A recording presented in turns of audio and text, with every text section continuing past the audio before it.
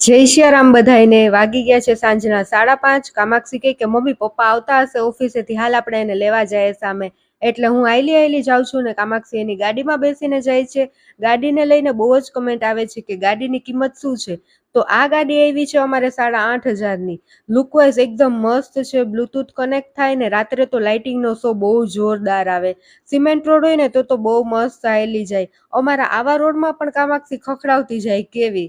પાછી એમ કહે કે મમ્મી ઓફ રોડિંગ કરું છું, અને આ ઓફ રોડિંગ બોલતા એ સૌરભ જોશીના વ્લોગ જોઈને શીખી છે। અમે બે તો અમારી ધૂનમાં જાતા હતા આગળ આગળ, ત્યાં તો શ્યામ અમને આવતા દેખાણા।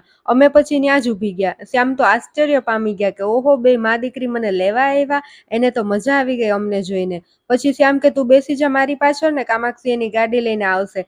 એટલે હું શ્યામની પાછળ બેસી ગઈ ગાડીમાં, ને કામાક્ષી એની ગાડી લઈને અમારી આગળ ને અમે એની પાછળ। થોડી જ વારમાં અમે ઘરે પહોંચી ગયા। આજે રાત્રે અમારે ભજીયા બનાવવાના છે, એટલે હું ને હેતવી બે સરગવાના પાન ને કારેલીના પાન સુધારવા બેસી ગયા છે। જમવાનો ટાઈમ થતા મમ્મી મસ્ત ભજીયા બનાવવા માંડ્યા। છેલ્લે મમ્મીએ આવા કડક ભજીયા પણ બનાવી દીધા મને ભાવે એવા। મજા આવી ગઈ આજે તો ભજીયા ખાવાની। બાય બાય, જય સિયારામ, લાઈક શેર સબસ્ક્રાઇબ।